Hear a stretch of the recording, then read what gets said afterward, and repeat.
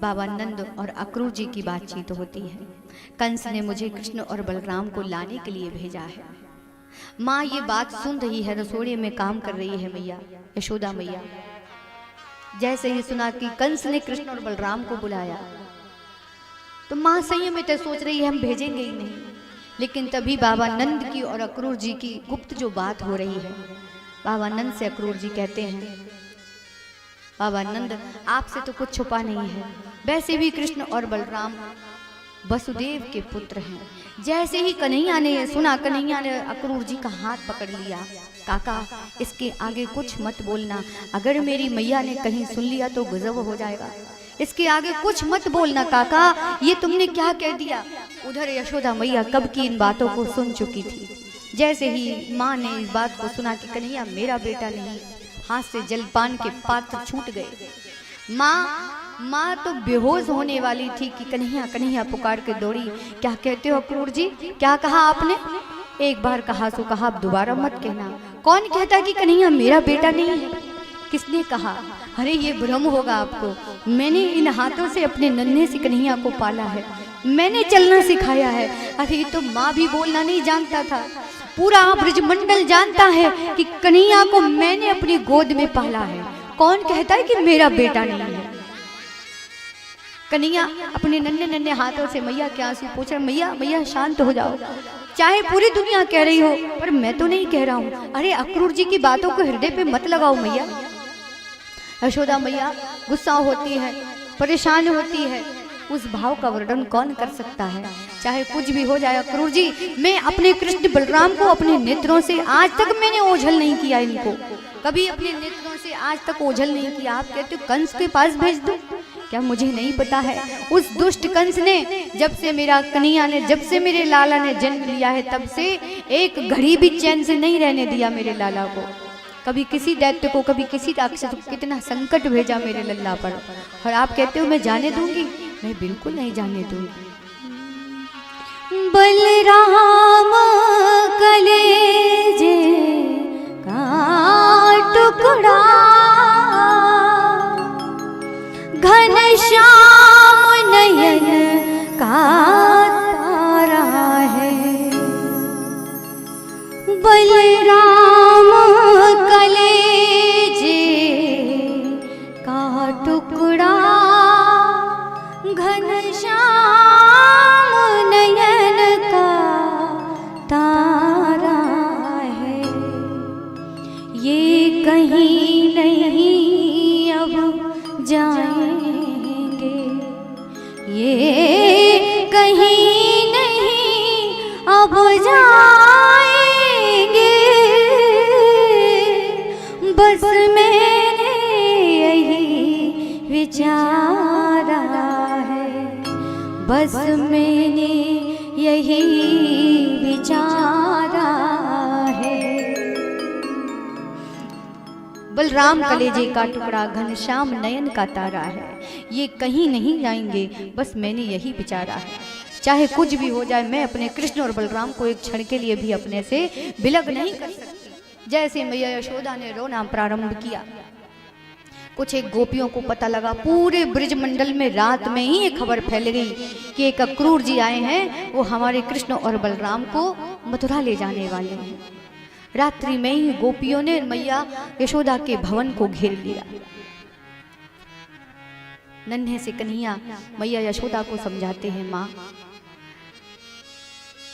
मैं कल जाऊंगा, एक दिन रुकूंगा और परसों आ जाऊंगा। अगर मैं चला जाऊं तो मैं वापस भी तो आऊंगा।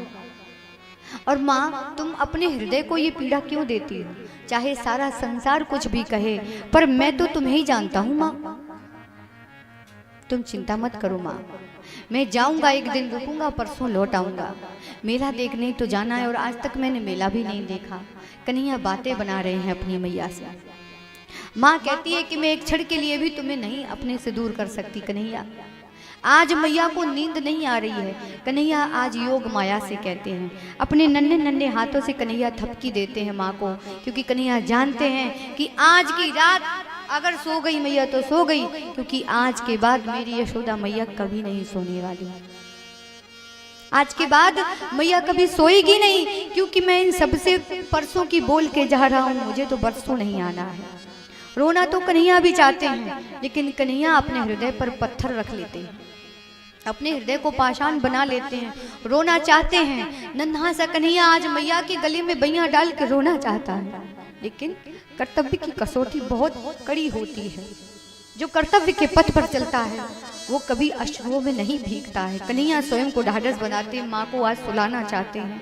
योग माया को आदेश देते कि आज की रात मेरी मैया को सुला दे, क्योंकि आज के बाद मेरी मैया कभी नहीं सोएगी। क्योंकि माँ स्वप्न में भी नहीं सोच सकती कि मैं कभी वापस नहीं आने वाला। जैसे तैसे मैया को आज रात में सुलाया, प्रातः काल हुआ, माँ रो रो करके पछाड़ खा रही है, बार बार भूमि पर गिर जाती है। बाबा नंद के पास जाती है, कह दो ना अक्रूर से कि ये सब झूठ है, कह दो ना अक्रूर जी से कि ये सब झूठ, उन्होंने झूठ बोला था। अरे कन्हैया मेरा ही बेटा है, पूछ लो इन समस्त ब्रजमंडल की ब्रजवासियों से, सबसे पूछ लो। अरे मैंने अपने हाथ से इसे चलना सिखाया, मैंने माखन खिलाया, कौन कहता है। मैंने देखा था जब नन्हा सा था, मेरे बगल में सोया था। बुआ सुनंदा से पूछ लो, कौन कहता है कि कन्हैया मेरा बेटा नहीं है। अगर ये मेरा बेटा नहीं तो मेरे पास आया कहाँ से। आज मैया यशोदा बहुत रोती है, समस्त गोपियां आकर के कन्हैया को घेर लेती है। श्याम सुंदर, क्या हमने तुम्हें आज का दिन देखने के लिए तुमसे प्रेम किया था? क्या हम सबने अपना हृदय, अरे हमारी न सोचो, कम से कम अपनी मैया की तो सोचो। ये माँ तुम्हारे बिना कैसे जिएगी? अरे देखो हम सब कितनी शिकायत करती थी, कितनी शिकायत लगाती थी, तुम्हारी मैया कभी मन मैला नहीं करती थी, हम सबको डांटती थी। जबकि तुम इतने शैतानी, इतनी नटखट थे, इतनी शैतानी करते थे, इतना ऊधम मचाया तुमने, फिर भी तुम्हारी मैया ने तुम्हें कभी नहीं बरजा। आज तुम ऐसी मैया को छोड़ के चले जाओगे। सबसे पीछे खड़ी है राधा रानी। कन्हैया राधा रानी के पास गए, मैं मानता हूं कि तुम सबने अपना हृदय मुझे दिया है और मैं तुम सबका दोषी हूं कि मुझे जाना है, लेकिन मैं कल रुक करके परसों वापस भी तो आ जाऊंगा। राधा रानी कहती, श्याम सुंदर हम सब जानते हैं, हम सब जानते हैं कि तुम परसों की कहकर हमसे झूठ बोल करके जा रहे हो। कन्हैया कहते, एक बात बताओ, अगर क्या मैंने भी तुमसे इसी दिन के लिए प्रेम किया था? अरे प्रेमियों का काम होता है अपने प्रेमी का संबल प्रदान करना, अपने प्रेमी को दृढ़ता प्रदान करना। क्या मेरे कर्तव्य के मार्ग पर तुम सबका प्रेम मेरा बाधक बनेगा या शक्ति बनेगा? क्या मैंने भी तुम लोगों से इसी दिन के लिए प्रेम किया था? भी सब गोपियां जाकर के रथ के आगे लेट जाती हैं।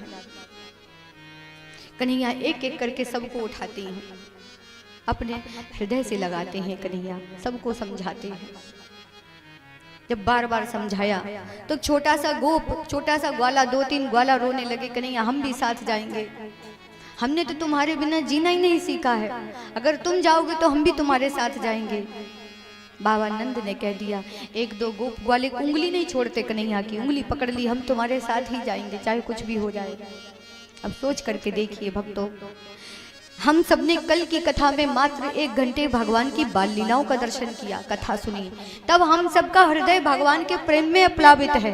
सोच करके देखिए, जिन ब्रजांगनाओं के बीच में नन्हे से कन्हैया रहे होंगे और जब कन्हैया उनको छोड़ करके जा रहे होंगे तो उन पर क्या बीती होगी। जिनके साथ भगवान स्वयं खेले हैं, जिनके आंगन में भगवान स्वयं खेले हैं। कृपालु श्रोताओं, कन्हैया रथ पर बैठ गए।